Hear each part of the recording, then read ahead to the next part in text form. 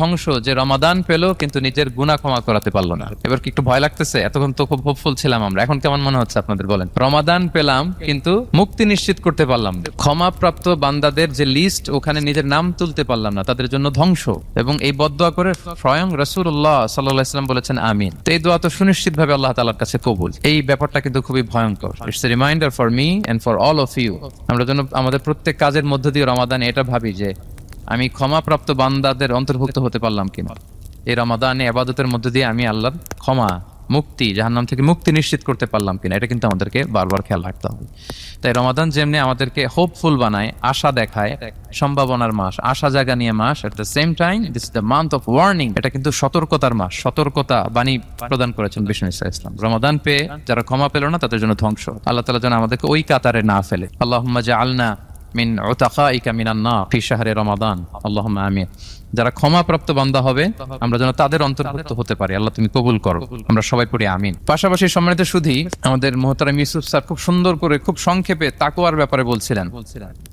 আসলে এই রমাদানে আমাদের সব ইবাদতের মধ্য দিয়ে এটা আমাদেরকে খেয়াল করতে হবে যে আমাদের রোজার মূল উদ্দেশ্যটা হাসিল হচ্ছে কিনা, দ্য প্রাইম অবজেক্টিভ, যেটা আল্লাহ আয়াতের শেষাংশে বলেছেন লাআল্লাকুম তাত্তাকুন, যাতে করে তোমরা আল্লাহ সচেতন হতে পারো, গড কনশাস হতে পারো। এটা হচ্ছে দ্য প্রাইম অবজেক্টিভ অফ সিয়াম। অনেকে বলে যে রোজার মূল উদ্দেশ্য হচ্ছে না খেয়ে থাকা, মানে ক্ষুধার যন্ত্রণা উপলব্ধি করা। No, it's not the prime objective of সিয়াম। অনেকে মনে করে যে গরিবদের কেমন কষ্ট হচ্ছে এটা উপলব্ধি করা হচ্ছে রোজার মূল উদ্দেশ্য। এরকম অনেক উদ্দেশ্যের কথা বলে, এগুলো একটাও কিন্তু রোজার প্রাইম অবজেক্টিভ না। প্রাইম অবজেক্টিভ আল্লাহ তাআলা বলে দিয়েছেন লাআল্লাকুম তাত্তাকুন, মানে যাতে করে তোমরা আল্লাহ ভীরু হতে পারো। সো আমাদের সিয়াম টিয়াম, আমাদের সমস্ত প্রচেষ্টার মধ্য দিয়ে এই লাআল্লাকুম তাত্তাকুন অ্যাচিভ হচ্ছে কিনা এটা আমাদেরকে খেয়াল করতে হবে। যদি অ্যাচিভ হয়, so we are on the right track, তাহলে আমরা রাইট ট্র্যাকে আছি। আর যদি দেখেন যে না, এই লাআল্লাকুম তাত্তাকুন এ সামথিং, মানে এখানে কোনো একটা সমস্যা হয়ে যাচ্ছে, লাআল্লাকুম তাত্তাকুন এই যে প্রাইম অবজেক্টিভটা, এটা হচ্ছে না আমার, আল্লাহ সচেতনতা আসতেছে, মানে Allah is watching me, to enhance the sense that he is watching us। এই সেন্সটা নিজেদের মধ্যে ডেভেলপ করা যে কেউ না দেখলো আল্লাহ কিন্তু দেখে, এই চিন্তাটা, এই সেন্সটা যদি আমাদের মধ্যে ডেভেলপ করে প্রতিনিয়ত আমাদের প্রত্যেকটা কাজের মধ্য দিয়ে, তাহলে এভরিথিং ইজ ফাইন। আর যদি মনে হয় যে না লাআল্লাকুম তাত্তাকুন অ্যাচিভ হচ্ছে না, তাহলে আমাদেরকে একটু রিভাইজ করতে হবে। আমাদের যদি লাআল্লাকুম তাত্তাকুন অ্যাচিভ না হয়, আল্লাহর ভয়, আল্লাহর সচেতনতা, তাহলে আমাদেরকে নতুন করে আবার ভাবতে হবে প্রিয় সুধী। এবং এই সিয়াম আমাদেরকে সংযমী বানায়, সংযত বানায়, মানে আমরা যেন আমাদের ডিজায়ারের উপর কন্ট্রোল করতে পারি, এটা আমাদেরকে শিখায়, যেটা বছরের অন্য মাসে হয় না। অন্যান্য মাসগুলোতে আমাদের প্রবৃত্তি আমাদের উপর জিতে, আর এই রমাদানে আমরা প্রবৃত্তির উপরে জিতি। We control on our desire. অন্য মাসে আমরা খেতে মনে চাই খাই, পান করতে মনে চাই পান করি, বিবাহিতরা ফিজিক্যাল ইন্টিমেসিতে যেতে চাইলে যেতে পারে, কিন্তু রমাদানে দিনের বেলা খেতে চাচ্ছি, খাওয়া যায় না। পান করতে মনে চায়, খুবই তৃষ্ণার্ত, নো, করা যাবে না। হালাল পন্থায় বৈধভাবে দিনের বেলায় বিবাহিতরা কোনো ইন্টিমেসিতে যেতে পারবে না। তাহলে আমরা প্রবৃত্তির উপর কন্ট্রোল করতে শিখি। সারা বছর প্রবৃত্তি, ডিজায়ার, এটা আমাদের উপর কন্ট্রোল করে, আমাদের উপর জিতে। আর রমাদানে আমরা প্রবৃত্তির উপর জিতি। সো এই প্রবৃত্তিকে আমরা কন্ট্রোল করতে পারতেছি কিনা এটা আমাদেরকে খেয়াল রাখতে হবে আমাদের সমস্ত কাজকর্মের মধ্য দিয়ে। পাশাপাশি এই সিয়াম আমাদেরকে মুক্ত হস্তে দান করতে শিখায়, বেশি বেশি করে চ্যারিটি করা, দান করা। এবং হাদিসে এসেছে যে রাসূল সাল্লাল্লাহু আলাইহি ওয়াসাল্লাম তিনি সবচাইতে বেশি দানশীল হয়ে উঠতেন রমাদানে। ওয়া কানা আজওয়াদু মা ইয়াকুনু ফি রমাদান, সবচাইতে দানশীল হয়ে উঠতেন। আজওয়াদু বিল খাইরি মিনার রিহিল মুরসালা, প্রবাহিত বাতাসের চাইতেও বেশি দানশীল হয়ে উঠতেন। প্রবাহিত বাতাস যেমনি সবার গায়ে ঠান্ডা শীতল বাতাস দেয়, এখানে মুসলিম অমুসলিম, বিশ্বাসী অবিশ্বাসী, কাফির, কোনো ভেদাভেদ নেই, সবাই এটার অধিকার পায়। তেমনি রমাদান আসলে রাসূল সাল্লাল্লাহু আলাইহি ওয়াসাল্লাম এত বেশি বদান্যতা, দানশীলতা ওনার মধ্যে দেখা যেত, কোনো ভেদাভেদ ছিল না, অনেক বেশি দান করতেন এবং দান করতে উৎসাহিত আমাদেরকে করেছেন। এটা আম, ইফতার শেয়ার করা, ফুড শেয়ার করা, রাসূল সাল্লাল্লাহু আলাইহি ওয়াসাল্লাম অনেক উৎসাহিত আমাদেরকে করেছেন। এক ঢুক দুধ খাইয়ে, একটা খেজুর খাইয়ে, এক ঢুক পানি খাইয়েও যদি আমরা কোনো রোজাদারকে ইফতার করাই, সে রোজা রেখে যে সওয়াব, সে সওয়াব আল্লাহ তাআলা আমাকেও দিবে।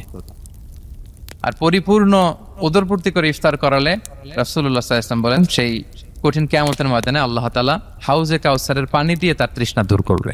সুবহানাল্লাহি ওয়া বিহামদিহি। পাশাপাশি সিয়াম আমাদের কমিউনাল স্পিরিটটাকে বাড়ায়। এই যে স্যার বলতেছিলেন যে আমাদের ছাত্ররা ইউনাইটেড, আমাদের টিচার্স কমিউনিটি ইউনাইটেড, পুরো বাংলাদেশ কমিউনিটি ইউনাইটেড। এই যে আমরা যে ইউনাইটেড, তার একটা চিত্র কিন্তু এই যে দেখা যাচ্ছে। রোজা আমাদেরকে ইউনাইটেড করে, একত্রিত করে, আমাদের একটা কমিউনাল স্পিরিট কিন্তু এই সিয়ামের মধ্য দিয়ে দেখা যায়। পাশাপাশি এই সিয়ামের মধ্য দিয়ে আমাদের সেলফ ট্রান্সফরমেশন ঘটে, আমরা অনেক বদ অভ্যাস থেকে কিন্তু মুক্তি পেতে পারি এই সিয়ামে। এটা আমাদেরকে খেয়াল করতে হবে। গবেষকরা বলেন যে মানুষের কোনো হ্যাবিট চেঞ্জ করতে 21 থেকে 30 দিন সময় লাগে। তার মানে আমাদের যে কোনো ধরনের বদ স্বভাব আমরা এই রমাদানে চেঞ্জ করতে পারি। আমাদের অনেকের স্মোকিং এর অভ্যাস আছে, এখানে হয়তো কারো নেই, কিন্তু অনেকের আছে। এই রমাদানে কিন্তু আমাদের একটা অপরচুনিটি স্মোকিং থেকে নিজেদেরকে বাঁচানো। So আমাদের এই ব্যাড হ্যাবিট গুলো যেন এগুলো থেকে আমরা বেঁচে থাকতে পারি। সম্মানিত সুধী, আমি এবার যেই আয়াত দিয়ে আমার আলোচনাটা শুরু করেছিলাম, অর্থাৎ লাস্ট 10 days অফ রমাদানে যে আমাদের যে লাইলাতুল কদর, এটা হচ্ছে ক্রিম টাইম অফ রমাদান, রমাদানের সবচাইতে মোক্ষম সময় আল্লাহ তাআলার নৈকট্য পাওয়ার, সেটা নিয়ে কিছু কথা বলবো ইনশাআল্লাহ বিইذنিল্লাহ। সম্মানিত সুধী, রাসূলুল্লাহ সাল্লাল্লাহু আলাইহি ওয়াসাল্লাম একবার খুব আফসোস করছিলেন। তিনি যখন শুনতে পেলেন যে বনি ইসরাইলের অনেক অনেক লোক হাজার বছর হায়াত পেত, তারা শত শত বছর ইবাদত করত, শত শত বছর তারা জিহাদ করত, তখন তিনি আফসোস করে বললেন, হায় রে, আমার শেষ সময়ের উম্মতের কি হবে? কারণ তিনি বলেছেন যে আমারু উম্মতি মা বাইনা 60 ইলা 70, আমার উম্মতের গড় বয়স হচ্ছে 60 থেকে 70, ওয়া আকাল্লুহুম মান ইয়াজুজু যালিক, খুব অল্প সংখ্যক লোকই এর চেয়ে বেশি হায়াত পেয়েছে। রাসূল সাল্লাল্লাহু আলাইহি ওয়াসাল্লাম যখন দেখলেন যে শত শত বছর হায়াত পেয়েছে বনি ইসরাইলের লোকেরা, বনি ইসরাইলের ওরা শত শত বছর জিহাদ করেছে, তো আমার উম্মত তো 60 বছরে তার হায়াতই শেষ, 60 থেকে 70 এর মধ্যে তার জীবনই শেষ, তো আমার গুনাহগার উম্মতের কি হবে? রাসূল সাল্লাল্লাহু আলাইহি ওয়াসাল্লাম খুব আফসোস করছেন। তো রাসূলুল্লাহ সাল্লাল্লাহু আলাইহি ওয়াসাল্লামের এই চিন্তা, এই উদ্বিগ্নতা দূর করার জন্য আল্লাহ তাআলা সূরাতুল কদর নাযিল করলেন এবং বললেন যে ইন্না আনসালনাহু ফি লাইলাতিল কদর ওয়া মা আদরাকা মা লাইলাতুল কদর লাইলাতুল কদরি খায়রুম মিন আলফি শাহর। লাইলাতুল কদর, এই কদরের রাতটা হচ্ছে এমন রাত যেটা খায়রুম মিন আলফি শাহর, হাজার মাসের চেয়েও সেরা। 1000 মাস লাগাতার ইবাদত করলে যে সওয়াব, কদরের রাতে ইবাদত করলে এর সমান সওয়াব হবে নাকি? সমান হবে না। আল্লাহ তাআলা বলেছেন খায়রুম মিন আলফি শাহর, না, এর চেয়েও শ্রেষ্ঠ, এর চাইতেও বেশি। হাজার মাসে, অর্থাৎ 1000 মাসে হয় 83 বছর 4 মাস। তো কদরের রাতে যদি আমরা ইবাদত করি তাহলে 83 বছর 4 মাস ইবাদত করলে যে সওয়াব, সে সওয়াব আল্লাহ তাআলা আমাদের আমলনামায় নসিব করবেন। তো আমরা যেন এই কদরের রহমত বরকত থেকে যেন আমরা বঞ্চিত না হই। তো রাসূল সাল্লাল্লাহু আলাইহি ওয়াসাল্লামকে সান্ত্বনা দেওয়ার জন্য যে, হে নবী, আপনি চিন্তিত হবেন না, বনি ইসরাইলের অনেক লোক হাজার বছর হায়াত পেয়েছে, শত শত বছর ইবাদত করেছে, জিহাদ করেছে, তারা হায়াত পেয়েছে বেশি কিন্তু তারা কদর পায়নি। আর আপনার উম্মতকে আমি হায়াত দিয়েছি কম কিন্তু তাদেরকে কদর দিয়েছি। সুবহানাল্লাহি বিহামদি, লাইলাতুল কদর দিয়েছি, যে কদরের রাত হাজার মাসের চেয়েও সেরা। তো এই কদরের রাতকে আবার লাইলাতুন মুবারাকাও বলা হয়েছে। ইন্না আনসালনাহু ফি লাইলাতিন মুবারাকা, এটা বরকতময় রাত। ফিহা ইউফরাকু কুল্লু আমরিন হাকিম, সব বিজ্ঞচিত প্রাজ্ঞচিত বিষয়ের ফয়সালা হয়। এটা বেসিক্যালি একটা বাজেট রাত বলা যায়। এ রাতে আগামী 1 বছরে আমাদের কি ঘটবে না ঘটবে আল্লাহ তাআলা এটার বাজেট করেন, এটাকে রিভাইজ করেন। সো এই রাতটা অনেক গুরুত্বপূর্ণ। তো এই কদরের রাত, এটা কবে? এটা স্পেসিফিক, মানে সুনির্দিষ্ট ছিল। রাসূল সাল্লাল্লাহু আলাইহি ওয়াসাল্লাম আমাদেরকে জানাতে চেয়েছিলেন কবে, কিন্তু রাসূল সাল্লাল্লাহু আলাইহি ওয়াসাল্লাম জানাতে পারেননি। সহিহ বুখারীতে এসেছে যে রাসূল সাল্লাল্লাহু আলাইহি ওয়াসাল্লাম খারাজান নবী সাল্লাল্লাহু আলাইহি ওয়াসাল্লাম লিয়ুখবিরানা